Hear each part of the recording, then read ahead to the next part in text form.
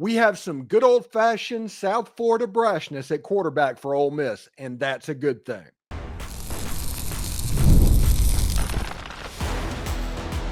You are Locked On Ole Miss, your daily podcast on the Ole Miss Rebels. Part of the Locked On Podcast Network, your team every day. Welcome to the Locked On Ole Miss podcast, the most watched Ole Miss podcast around. I am your host, Steven Willis, a 10-year veteran member of the national media with Yahoo Sports and a former Ole Miss staff member. On today's show, we talk about some of the wide receivers that often get overlooked, including by us, and why they could be key pieces for this Ole Miss offense in 2025. We'll run through the top wide receivers as well as we continue our top 5 depth chart look of what's going on. But first, we kick things off with Austin Simmons and what he said at the Manning Passing Academy and why those comments have me absolutely fired up about this offense and what it could mean for the Rebels moving forward. We're free and available on all the podcast apps and on YouTube. Thank you for making Locked On Ole Miss your first listen every day, and a special hello to the insiders and everydayers who make the show what it is. Do us a favor and like, subscribe, and comment to the video. It costs nothing, but it keeps everything here free. And don't forget to check out a second listen on the network. Nearly every team, college or pro, is ready for you. This episode is brought to you by Monarch Money. Take control of your finances with Monarch Money. Use code LOCKEDONCOLLEGE, all one word, at monarchmoney.com for 50% off your first year. I am very excited. You know, the Manning Passing Academy is here like it always comes through this time of year. And the Ole Miss quarterback seemingly is always there. And we expected Austin Simmons to go down there, kind of be a ho-hum, everybody paying attention to Arch, of course, and Garrett Nussmeier. But Austin Simmons might have stolen the show. And you know what? We will just listen to what the young quarterback said. Catching up a few minutes with Austin Simmons. What's this offseason been like for you, man? Just like high maintenance, like really getting my body right, getting ready for the season, and like really just getting back in shape, for all like the high tempo offense we have right now. So just getting ready for the season. How much did last year help? Kind of being the backup, getting your feet wet, getting a little action, and kind of getting ready for your time to shine now. Definitely, help me prepare like what I'm going to see like visually in the SEC, especially like with all the adversity I'm going to face throughout the season. It's going to be like a whole bunch of ups and downs. So just really seeing like how Dart like handled all that, like really just approach every single game. It's been a big help. What do you like about this Lane Kiffin offense and just kind of this? Did you know from your high school days this is an offense that's going to suit me?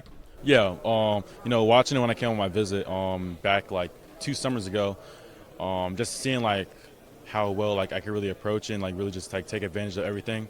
Like we take advantage of a whole lot of free access throws and stuff like that. So just seeing like the amount of explosive plays they produce in each and every game is just really fun to watch. Had a lot of new faces come in at wide receiver. Give us a couple names you think might stand out. All of them.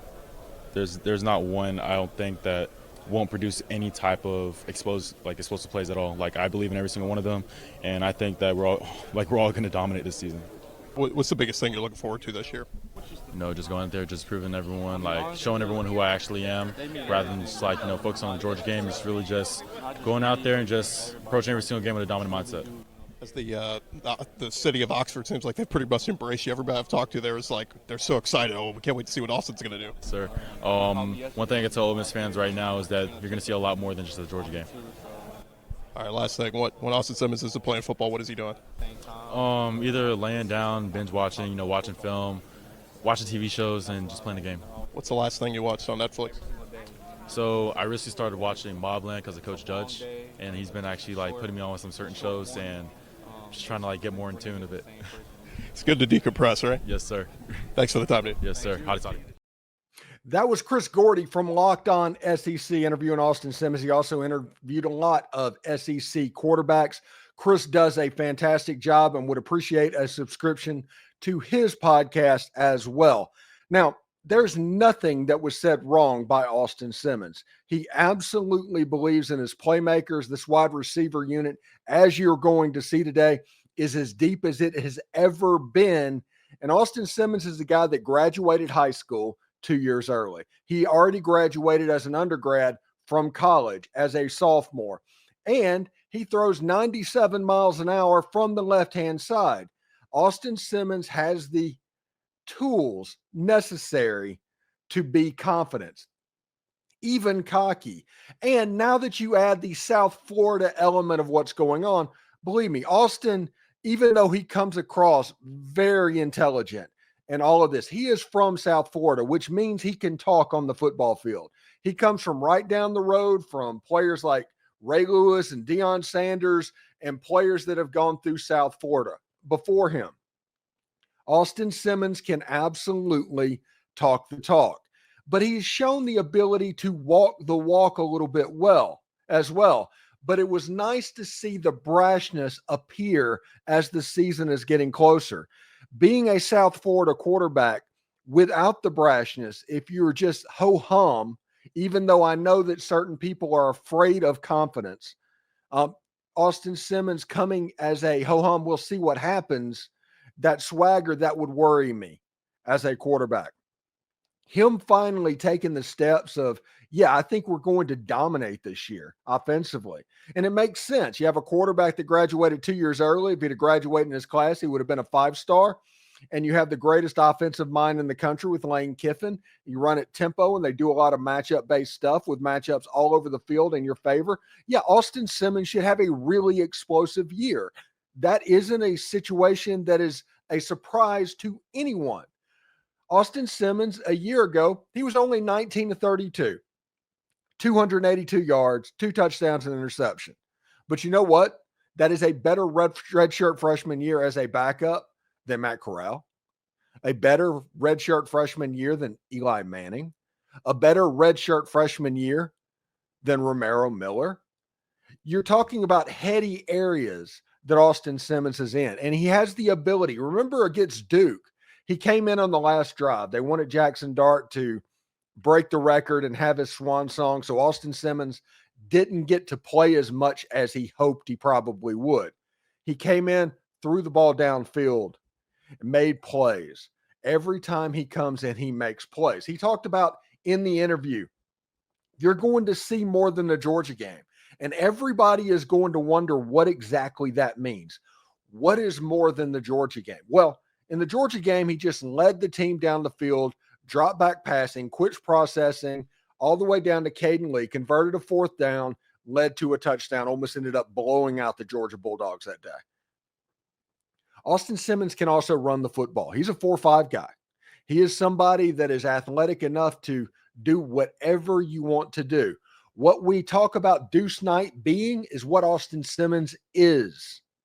So Austin Simmons is going to be the quarterback that I think everybody expects, like one of those left-handed Deuce Knights, those dual threat quarterbacks to be.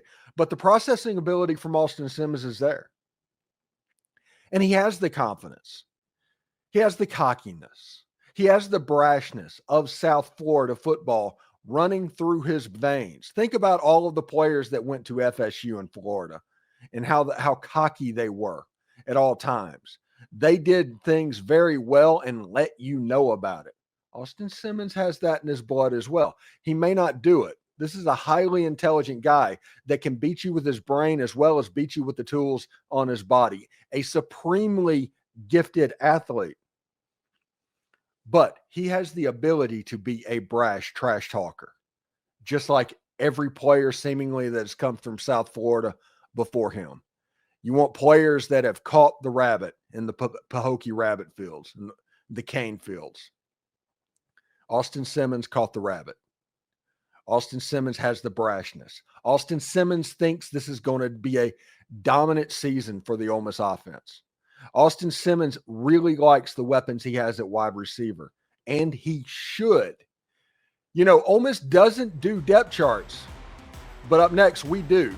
The top 5 wide receivers most important to the Rebels' success this season. Stick around. You don't want to miss it. Ever wish managing your money felt easier with Monarch Money? It can. Whether you're growing your savings or planning for a big purchase, Monarch puts you in the driver's seat. It's like having your own personal CFO, giving you full visibility and control over your finances. Monarch Money is more than just a budgeting app. It's a complete financial command center. You can track all of your accounts, investments, and spending in one place. So, in addition to managing your money, you're also building that wealth. Once I got Monarch, I immediately saw how much money I was wasting eating out. And I was able to take the step of cutting back after seeing the damage that was being done thanks to the Monarch app. Take control of your finances with Monarch Money. Use the code LOCKEDONCollege at monarchmoney.com for 50% off your first year. That's monarchmoney.com. Code LOCKEDONCollege, all one word, for half off your first year. So we talked about Austin Simmons and the brashness that comes with it. And if you think about what possibly could be coming for Ole Miss with Austin Simmons, that brashness, you need weapons out at the wide receiver. And this is the deepest group of pass catchers that Ole Miss maybe has ever had. Because even the year when they had DK, AJ, Elijah Moore as a freshman, and DeMarcus Lodge, that was a 4. This goes to an 8 or a 9. We'll talk about all of those over the next 15 minutes or so. But this segment is for the people that want a depth chart. We are counting down the top 5 most important wide receivers at Ole Miss for 2025. And the weapons for Austin Simmons, they're going to be integral to the transition of this young quarterback. He wants it to be more than Georgia. That is going to come down to the wide receivers. Cayden Lee, of course, can catch everything, but if other receivers get a case of the dropsies, that can make Austin Simmons struggle. So this is the top 5 wide receivers for Ole Miss in 2025. And of course, we start off with Cayden Lee. Cayden Lee did not have a dropped pass last season. Caught Austin Simmons' first pass, a touchdown against Furman. Cayden Lee in the slot is a player that could be tasked to catch 80 or 90 balls this season. Whenever you look at Lane Kiffin's propensity for playing and throwing to the stars, and plus he's such a good friend of Austin Simmons, which means when they're working out together. They probably have a rapport, a hidden language, if you will. Cayden Lee has a chance to be a really good player for Austin Simmons this season. And if Austin Simmons goes well, everything goes right, it kind of is a 3-prong approach. A tight end being in the list and one of the outside wide receivers as well. Speaking of the outside wide receiver, number 2, Stribling. Stribling is somebody that Austin Simmons' eyes kind of lit up just a little bit when we talked to him a couple of months back. He is somebody that has the ability to make contested catches downfield. He is not Trey Harris. Trey Harris was an elite wide receiver that is going to make millions of dollars in professional football. Stribling might do that, but Stribling is a player that has some of the gifts that Trey Harris had. Now, we have to develop them. They have to come out. I mean, he has over 200 catches or something like that in his career, nearly 2,000 yards receiving in his career, having stops at Washington State and Oklahoma State. Stribling is going to be an integral piece for Austin Simmons' development. If you look at Cayden Lee and Stribling, you put them on the same side of the field. Both of those players cannot be double teamed. When you mix other weapons as well, it becomes a really hard offense to stop. A lot of that has to do with Stribling. The number 3 wide receiver on the list is Harrison Wallace III out of Penn State, the transfer. He's another player. When I asked Austin Simmons about him in February, he said he can fly. He can low-level go. He is somebody that is going to be a home run hitter down the field. You want to attack him down the field. Now, if you look at all of these players on PFF, they are all middle-of-the-field contested catch makers. After 2022 and the problems that Ole Miss had during that year, they've gotten, ever since then, contested catch makers for the middle of the field. Harrison Wallace III is another. They need to figure out how to unlock him and get him to go downfield as well.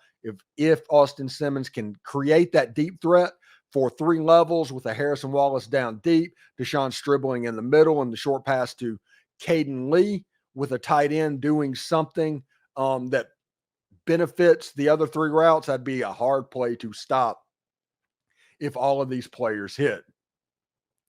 Number 4 is Caleb Cunningham. in my opinion. He did not get here in the spring. We don't know exactly what he has going on. We don't know how it lasts. We don't know much of anything about Caleb Cunningham. Caleb Cunningham has the athletic ability to be a starter on this stacked wide receiver unit. He does. He could come here and be the Ryan Williams for the 2025 season. He has that type of ability. We're not going to ask him to do that, but he has that ability. But him not being here in the spring puts him behind the 8 ball a little bit. You need him to pick up blocking for running backs first and foremost. Athletic ability and deep shots are going to come. In the state championship game against Noxubee County, they threw a little tunnel screen, and you saw so much of A.J. Brown of him just catching the ball and running it to the end zone. He is the third player in a row that was the top player in Mississippi that has come to Ole Miss. Caleb Cunningham has a chance to be a star if he goes. But with Deshaun Stribling, with Harrison Wallace, with the other weapons that Ole Miss has, you're not going to ask Caleb Cunningham to be that.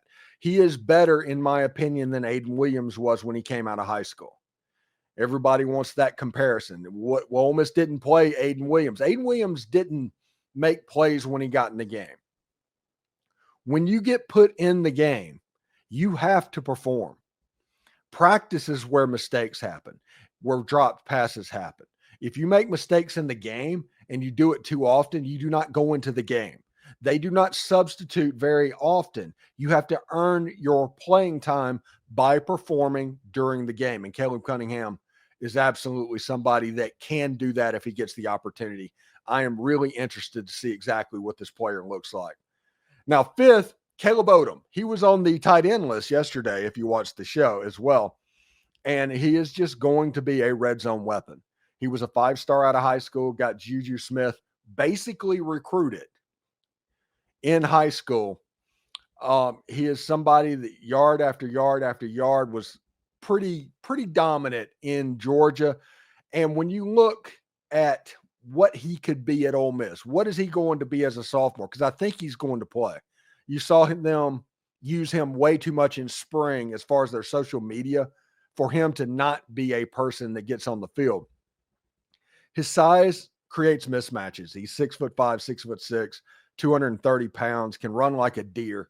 He has a tight end body, but he's able to play wide receiver. The last time that Ole Miss had somebody like that, it was DK Metcalf. Now, he's not quite as quick as DK Metcalf, but he is up there.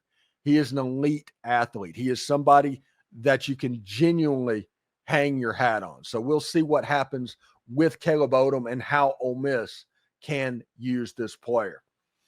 This is the most interesting top 5 list that I've done because there's so many pieces that could play. There's a chance that I am wrong on 1 or 2 of these players, and we're going to talk about a couple of them in the next segment because there's so much that can happen with the Ole Miss football team moving forward. Against Auburn, I think it was in 2021, to where Dontario Drummond went down and Jonathan Mingo was down, and you ended up with John Rice Plumlee playing slot wide receiver, and the leading receiver was Jacour Pearson, who was 5'5", and still almost went to the Plains and beat Auburn, even though you were out all of those guys with a hobbled quarterback. That won't happen with this team. There are weapons that are proven in the college game that are on the roster. It is not just Deshaun Stribling and Harrison Wallace and Cayden Lee. And if those guys go down, it is all over. It's Katie bar the door. It's done. It is and other players, and we're going to talk about some of those guys in the next segment. In our final segment, we're going to spotlight some of the unheralded wide receivers that could play key roles for Ole Miss this season. We break it all down. Stick around. Next.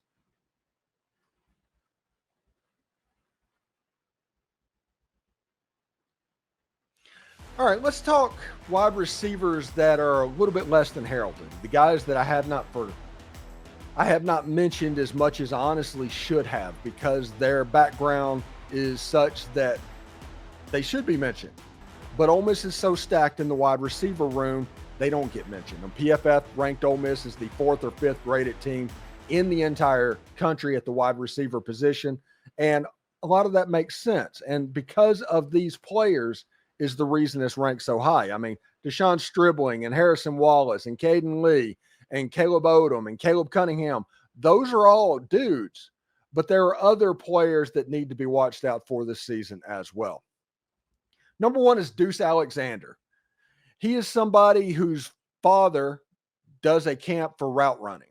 So Deuce Alexander, you would have to think, is kind of a professor running routes. He played at Wake Forest a year ago. He is somebody that pops on the scene. He's flashed a couple of times in spring practice. He got number 11.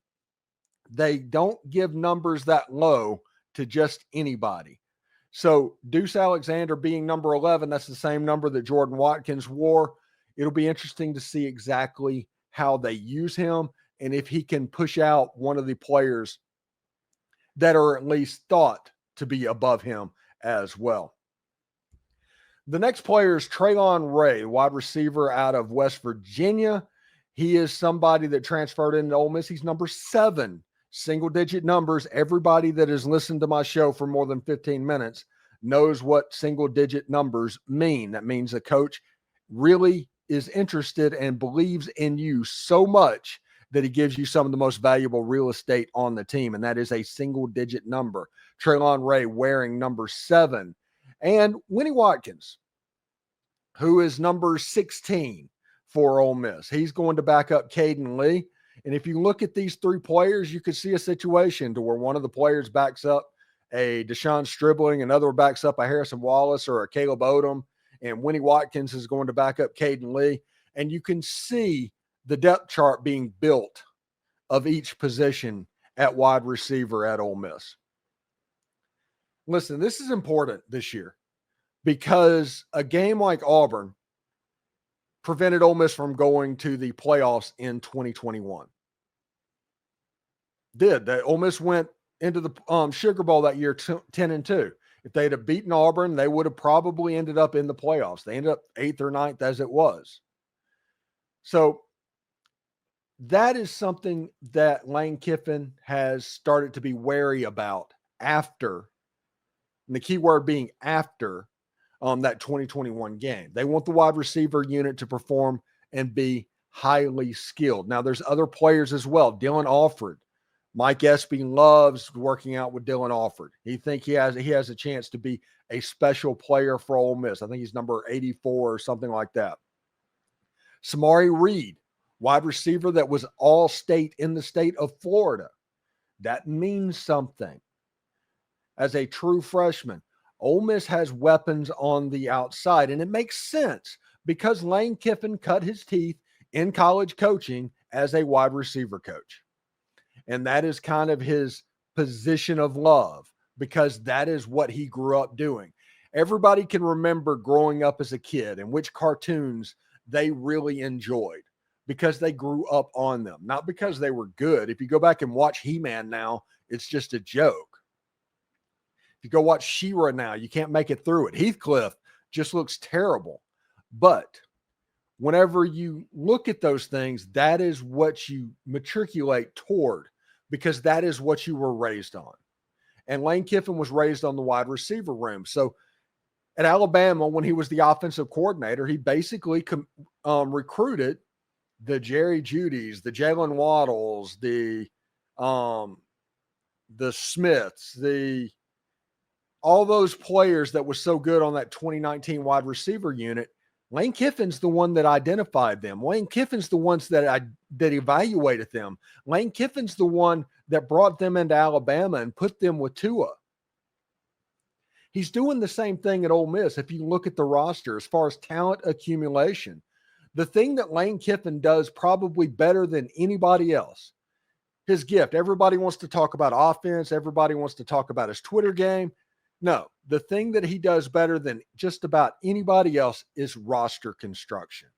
He is a genius at roster building. Just look at the number of 4 stars and 5 stars that are sitting on the Ole Miss roster and how they got them over the blue chip line when Ole Miss had no business being over it. It is because Lane Kiffin will build the roster and he does not care how he does it.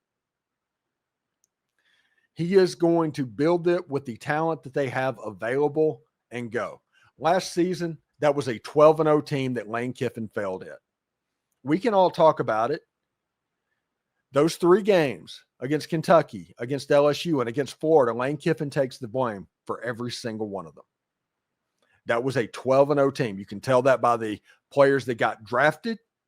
You can tell that by the fact that every win was by double figures, including an absolute blowout over supposedly good South Carolina. That was a 12-0 team that went 9-3. This season is going to be a little bit different. We're going to start doing W's and L's next week. September, October, November, we're going to go over the whole schedule, the whole 9 yards during the course of the week. We will do W's and L's just like we did top 5s on the last 2 weeks. So we'll see exactly how it goes. But Lane Kiffin has the ability to get this team to the playoff. And if you heard the first segment, which you probably did if you're here, Austin Simmons, his brashness is coming out. His confidence is coming out. His comfortableness is coming out. And with all of those things, I think you're going to have a pretty good quarterback at Ole Miss in 2025 and beyond. I'm pretty excited about that. Thanks again for making the Locked On Ole Miss podcast your first to listen and go-to source for Ole Miss sports. We pride ourselves in offering the most comprehensive perspectives, which is why we are the front door of Ole Miss. Now, don't forget to subscribe to the channel. Do not forget to like the video. Do not forget to comment on the show. All of that is absolutely totally free, and that is how we became the front door of Ole Miss. If you don't believe me, search Ole Miss podcast on Google and look how much we come up. 80 to 85% of that page is going to be Locked On Ole Miss because we earned it. Your support means the world to us. For the second listen, check out the Portal Show. Brian Smith has the latest rumors, portal entries, and signings. Be the fan that knows the most on the rapid changes around college football's landscape. Find the Portal on YouTube or wherever you listen to podcasts. Hotty toddy, everyone. And remember, analytics is just the old English word that means bad football. We'll talk to you later.